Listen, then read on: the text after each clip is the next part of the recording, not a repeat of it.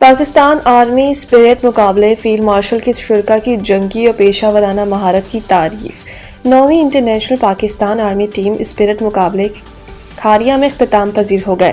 پاک فوج کی شعبہ تعلقات عامہ ISPR کے مطابق ٹیم اسپرٹ مقابلہ 60 گھنٹوں پر مشتمل گشت پر مبنی عسکری مشق ہے۔ اس مشق کا مقصد پیشہ ورانہ فوجی مہارتوں میں مؤثر اضافہ کرنا ہے۔ شعبہ تعلقات عامہ کے مطابق 5 فروری 2026 سے شروع ہونے والی مشق پنجاب کی نیم پہاڑی علاقوں میں انجام دی گئی۔ علاقے نے حقیقت پسندانہ اور چیلنجنگ عملی ماحول فراہم کیا۔ ISPR کا کہنا ہے کہ اختتامی تقریب کے مہمان خصوصی فیلڈ مارشل سید عاصم منیر تھے۔ مشق میں شریک ٹیموں کے درمیان جدید خیالات اور حربی تجربات کا تبادلہ کیا گیا۔ مشق میں بہترین عسکری طریقہ کار سے باہمی سیکھنے کے مواقع فراہم کیے گئے۔ اختتامی تقریب سے خطاب میں آرمی چیف نے تمام ٹیموں کو خراج تحسین پیش کرتے ہوئے شرکاء کی اعلیٰ پیشہ ورانہ مہارت کو سراہا اور ٹیموں کی جسمانی اور ذہنی برداشت کی بھرپور تعریف کی۔ عمران خان کی جیل میں حالت کی رپورٹ دیں۔ سپریم کورٹ بانی PTI عمران خان سے ان کے وکلاء کی ملاقات کے معاملے پر آج بھی سپریم کورٹ میں سماعت ہوئی، جو چیف جسٹس یحییٰ افریدی اور جسٹس شاہد بلال حسن پر مشتمل 2 رکنی بینچ نے کی۔ واضح رہے کہ گزشتہ روز سماعت پر عدالت نے بانی PTI کی جیل میں حالت زار کے بارے میں رپورٹ مانگی تھی۔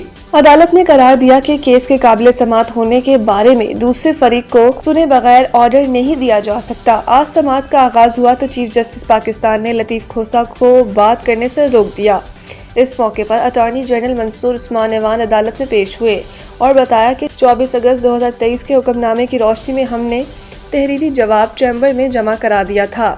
بانی PTI اس وقت اٹک جیل میں تھے جب آرڈر دیا گیا۔ سماعت کے اختتام پر ایڈوکیٹ لطیف کھوسہ پھر روسٹرم پر آ گئے اور استدعا کی کہ مجھے بھی ملاقات کی اجازت دی جائے، جس پر سپریم کورٹ نے لطیف کھوسہ کو ملاقات کی اجازت دینے کی استدعا مسترد کر دی اور آج ہی سلمان صفدر کو اڈیالہ جیل جانے کا حکم دے دیا۔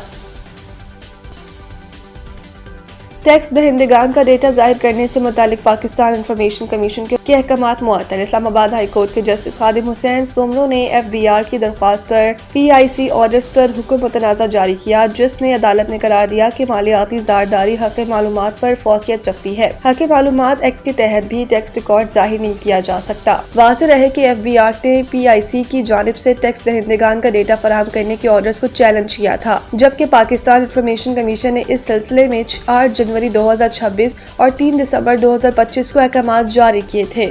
دوران سماعت FBR کی جانب سے سینئر قانون دان حافظ احسان کھوکھر ایڈوکیٹ عدالت میں پیش ہوئے اور موقف اختیار کیا کہ انکم سپورٹ آرڈیننس کی شق 2016 دیگر تمام قوانین پر بالادست ٹیکس دہندگان کی معلومات افشا کرنے پر مکمل قانونی پابندی ہے۔ بعد ازاں اسلام آباد ہائی کورٹ نے پاکستان انفارمیشن کمیشن کے احکامات معطل کرتے ہوئے حکم امتناع جاری کر دیا۔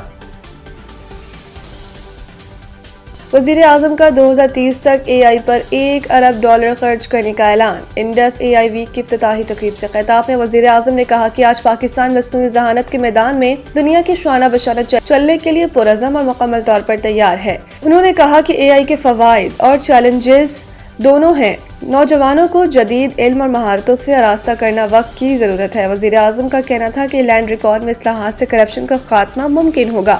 زمین کے ریکارڈ کی شفافیت کو یقینی بنایا جائے گا۔ منصوبے کے ذریعے ریونیو افسران کی بدعنوانی کو ختم کیا گیا ہے۔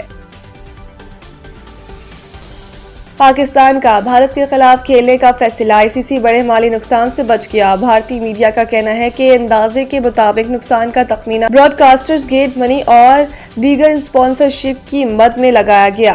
پاک بھارت میچ کی بحالی کے فیصلے کے فوری بعد ممبئی اور کولمبو کے ایئر ٹکٹ میں اضافہ دیکھا گیا۔ بھارتی میڈیا کے مطابق ممبئی اور کولمبو کے ٹکٹ میں ابتدائی طور پر 10 سے 60 ہزار روپے تک اضافہ ہوا اور پاک بھارت میچ کی وجہ سے کولمبو میں ہوٹل انڈسٹری نے بھی خوشی کا اظہار کیا ہے۔